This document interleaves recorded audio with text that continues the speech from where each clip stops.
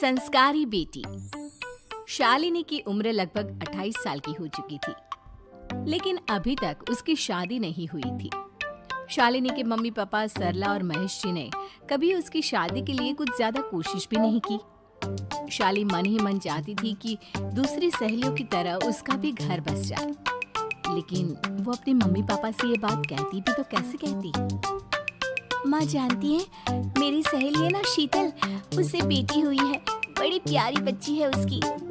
अरे ये तो बहुत अच्छी बात है। उसकी शादी भी तो 4 साल पहले हो गई थी ना। अब क्या करे बेटा, चाहते हैं तो हम भी यही है कि तुम्हारी शादी हो जाए, लेकिन कोई अच्छा लड़का मिलता ही नहीं। कोई बात नहीं मम्मी पापा, मैं जानती हूँ आप मेरे लिए बहुत अच्छा रिश्ता ढूंढना चाहते हैं। अभी मेरी इतनी उम्र भी तो नहीं हुई है। अच्छा शालिनी बेटा, क्या है ना, मेरे पास नई साड़ी नहीं है और मुझे किटी पार्टी में जाना था, तो इस महीने तेरी तनख्वाह आ जाए तो एक नई साड़ी दिलवा देना बेटा। और बेटा मेरा मोबाइल भी थोड़ा पुराना हो गया है, 6 महीने से इसी को काम में ले रहा हूँ। एक नया मोबाइल ला देना बेटा। हाँ हाँ मम्मी पापा। और माँ, आप तनख्वाह की चिंता क्यों करती हैं? साड़ी तो मैं आपको कल ही दिलवा दूंगी। और रही बात आपकी मोबाइल की, तो मैं आज शाम को ही ऑफिस से लौटते वक्त ले आऊंगी। अरे भगवान सबको तुम्हारे जैसी बेटी दे, कितना ध्यान रखती है अपने मम्मी पापा का। पापा, आज आप दुकान नहीं जा रहे हैं क्या? वो क्या है ना बेटा, मेरे सर में जरा दर्द हो रहा है, इसलिए आज दुकान जाने का मन नहीं है। पापा दवाई ले लीजिए और अगर हो सके तो चले जाइए। इस तरह दुकान बंद रहेगी तो ग्राहक आना बंद कर देंगे ना।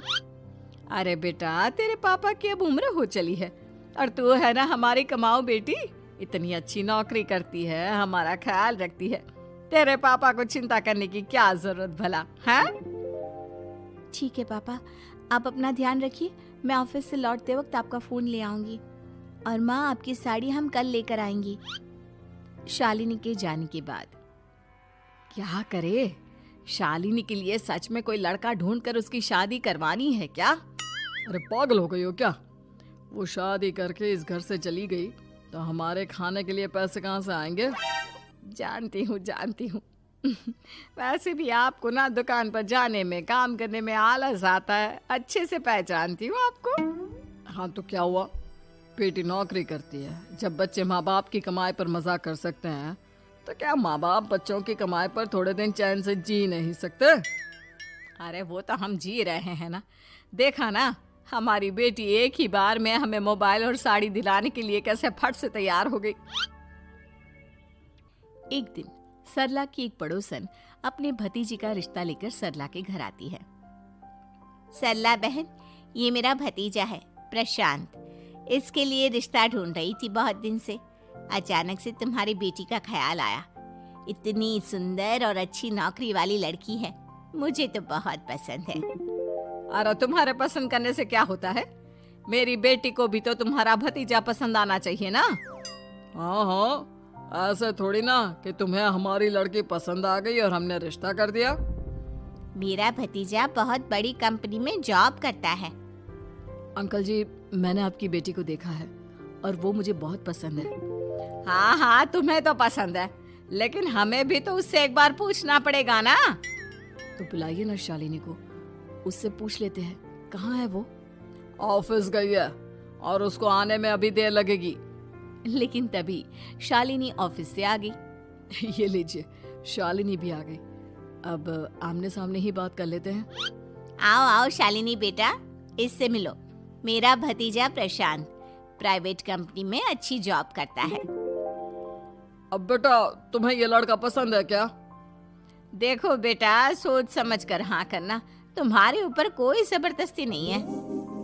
मम्मी पापा, प्रशांत की जॉब और उसकी बातें सुनकर मुझे तो काफी अच्छा लगा। मैं उससे शादी करने के लिए तैयार हूँ। ये लो, सारा मामला यहीं के यहीं निपट गया। लड़का और लड़की राजी हैं, तो अब हमें क्या। सरला की पड़ोसन और प्रशांत वहां से चले जाते हैं। अगले दिन, क्या हुआ मम्मी पापा, आप इतने उदास क्यों लग रहे हैं? वो क्या है ना बेटा, तुमने शादी के लिए हाँ कर दी उस लड़के के साथ। तो क्या हुआ माँ, उस लड़के में कोई खोट है क्या? आपको वो पसंद नहीं? अरे नहीं नहीं बेटा, जिसमें तुम्हारी खुशी उसमें हमारी खुशी। हमें भी लड़का पसंद है। तो फिर क्या बात है? अगर कुछ भी है तो आप मुझे बता सकते हैं। तुम्हारी माँ ये सोच सोच कर परेशान है कि तुम्हारे बाद हमारा क्या होगा। तुम हमारी इकलौती बेटी हो, हमारा बुढ़ापा कैसे कटेगा। अब बेटा, हम अपने बारे में सोचकर तुम्हें जिंदगी भर शादी करने से रोक तो नहीं सकते ना। जाओ, तुम अपनी जिंदगी में खुश रहो। हमारा क्या है, जैसे तैसे जी लेंगे। हाँ, बात तो सही है बेटा। कैसे भी करके मैं दुकान का काम कर लूंगा। तुम और प्रशांत शादी करके खुश रहो। अपने माँ बाप की बात सुनकर शालिनी काफी दुखी हो जाती है। उसे लगने लगता है कि वाकई में उसकी शादी हो जाने के बाद उसकी माँ और बाप का ख्याल कौन रखेगा। और यही सोचकर वो एक दिन प्रशांत से मिलती है। देखो प्रशांत, तुम मुझे बहुत पसंद हो, लेकिन मैं चाहकर भी तुमसे शादी नहीं कर सकती। अरे क्या हुआ शालिनी? क्या तुम मेरी किसी बात से परेशान हो? नहीं नहीं प्रशांत, मैं अपने माँ बाप की इकलौती संतान हूँ। अगर मैं भी शादी करके घर से चली गई तो उनका ख्याल कौन रखेगा, उनका खर्चा कौन उठाएगा। तो क्या तुम सारी जिंदगी शादी नहीं करोगी? शायद नहीं प्रशांत, और अगर अपने माँ बाप के लिए ये भी करना पड़े तो इसमें गलत क्या है। प्रशांत की सारी बात जाकर सरला के पड़ोसन यानी कि अपनी बुआ को बता देता है। ये सरला तो बड़ी चालाक निकली। प्रशांत, वो अपनी बेटी के साथ खेल खेल रही है। कैसा खेल? आप क्या कहना चाहती हैं? अरे शालिनी बहुत सीधी और संस्कारी लड़की है, लेकिन ये सरला और महेश एक नंबर के चालाक। बुआ जी, आपकी बात सही है, लेकिन अपनी बेटी के साथ भला कोई क्यों चालाकी करेगा? वो तो मैं तुझे कल बताऊंगी। तो कल सुबह मेरे साथ शालिनी के घर चलना। और फिर अगले दिन। क्या हुआ सरला बहन, तुम्हारी बेटी ने तो शादी के लिए मना कर दिया। अब पता नहीं बहन जी क्यों मना कर दिया। हम तो चाहते थे कि बेटी की शादी धूमधाम से करें। हमारी तो बहुत इच्छा थी कि शालिनी की शादी प्रशांत के साथ हो जाए, लेकिन अब क्या करे, वही नहीं चाहती। आंटी जी, शादी के बाद मुझे अपने माँ बाप की बहुत चिंता रहेगी। उनका ख्याल कौन रखेगा, और इसलिए मैं प्रशांत तो क्या किसी से भी शादी नहीं करना चाहती। अंधी हो गई हो क्या माँ बाप के प्यार में? पहले जरा अपने माँ बाप से सच तो पूछ लो। कैसा सच?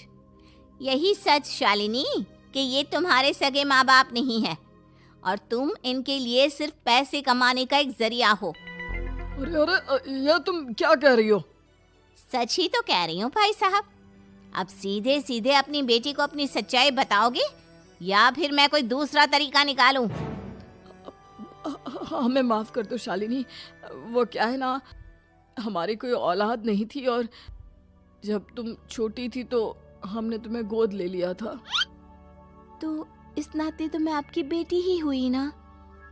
लेकिन तुम्हें गोद लेने का हमारा सिर्फ एक ही मकसद था कि बड़ी होकर तुम नौकरी करो और हमारे लिए पैसे कमाओ, क्योंकि तुम्हारे पापा को काम करने में बहुत आलस आता है।